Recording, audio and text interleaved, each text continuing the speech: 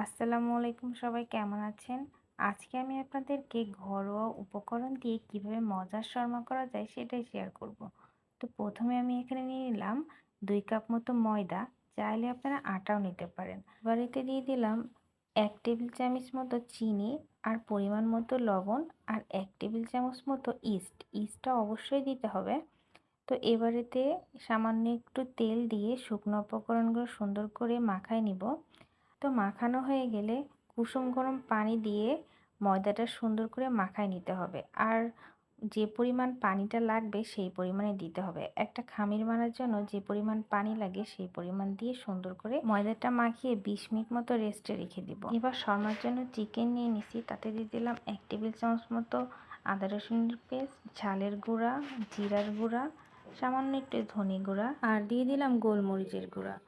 এবার এতে দিয়ে দেবো সামান্য একটু লবণ, একটু গরম মশলা আর দিয়ে দেবো সয়া সস। যেহেতু সয়া সস দিছি এই জন্য লবণ একটু অল্প করেই দিতে হবে।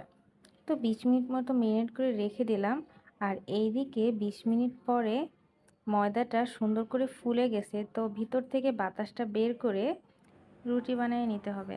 আর এটা যেহেতু শর্মার জন্য বানাচ্ছি, তো রুটিটা একটু মোটা হবে, তাহলে রুটিটা খেতে ভালো লাগবে। আর আমি কিন্তু কখনোই শর্মা বাসায় বানাইনি, আজকেই প্রথম বানাচ্ছি। তো আল্লাহর রহমতে ভালোই হয়েছিল, কিন্তু মেয়োনিজটা আমি এর আগে কখনো বানাইনি, প্রথম বানিয়েছি, সেই হিসাবে ভালোই লাগছিল খেতে। তো আমি মেয়োনিজটাও বাসায় তৈরি করছিলাম, সেটাও ভালো হয়েছিল। তা আল্লাহর রহমতে আমার প্রথম হিসাবে দুইটাই অনেক ভালো হয়েছিল। তো আমার যেটা দেখি আমার সেটাই বানাইতে মন চায়, কিন্তু মাঝে মাঝে ভয়ও লাগে যদি বানাতে না পারি। তো সাহস করে অনেক কিছু বানাই, হয়তো খারাপ ভালো সব মিলাই হয়। তো আমি এর আগে বাসায় নান বানাইছি, গ্রিল বানাইছি, চেষ্টা করি বানানোর জন্য।